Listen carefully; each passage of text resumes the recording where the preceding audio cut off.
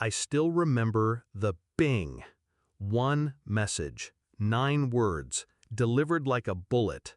We think it's best for Robin not to show up. 3 days before Christmas. Silence followed, then the chorus of approval. A thumbs up from my sister, another from my brother. Even my aunt, the woman who once swore she loved me like her own child, joined the execution line with a cartoon gesture. And I sat there, staring at the glowing screen, realizing my family had just voted me out of existence. I didn't cry, I didn't beg, I typed 6 words instead. Good, but you won't see me either. Then I put my phone face down and let the war begin. For years, I believed blood meant loyalty. I was the one who showed up.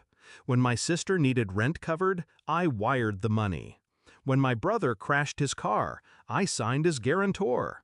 When my mother called, I answered, even if it was midnight. I thought they loved me. I thought I was part of us. But somewhere along the years, I started noticing it. The small exclusions. Family photos where I was cropped out. Group dinners forgotten to invite me to. Conversations that ended the second I walked in. I brushed it off. People get busy. People forget. Until the text. Until their thumbs stabbed my heart like nails. That wasn't forgetting. That was deliberate. It didn't take long to realize why. Robin, my youngest brother, the golden child.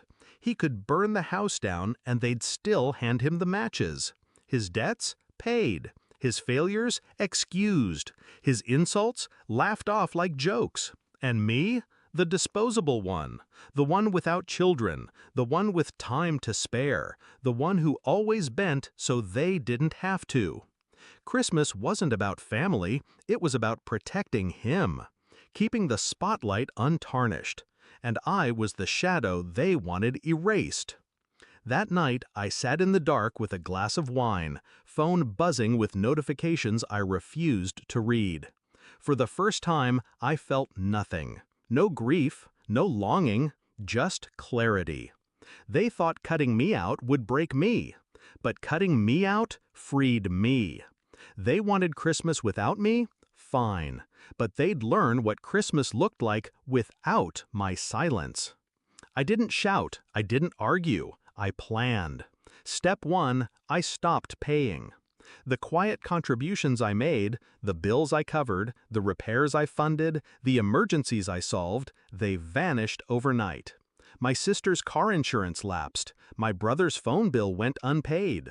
My parents' unexpected expenses remained just that, theirs. Step 2, I withdrew access. The spare keys, the Wi-Fi password, the credit card I once lent for emergencies, I canceled them all. One by one, their lifelines disappeared. Step 3, I bought my silence. With the money I once funneled into their needs, I signed a lease. My own apartment. Bright, modern, untouched by their fingerprints. A place where my presence wasn't conditional. A place that was mine. But I wasn't finished. I wrote letters. Not angry rants, not insults, just facts. Every dollar I paid for their emergencies. Every sacrifice I made so they could pretend life was easy. I printed receipts, screenshots, and bank statements. Evidence of a decade of being used. Then, on Christmas morning, while they gathered under the glowing tree, I pressed send.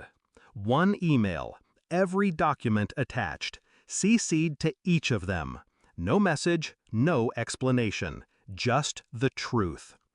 I can only imagine the silence when the email arrived. The glossy living room, the expensive wine glasses, the laughter caught mid-air, and then the sound of phones buzzing. My father opening the attachments, my mother's face paling, my sister's fake smile stiffening. I wasn't there, but I didn't need to be. Because while they sat surrounded by wrapping paper and half-truths, they realized what I had unwrapped for them. A decade of dependency laid bare. And the worst part? They couldn't call me ungrateful, couldn't call me a liar. The numbers didn't lie.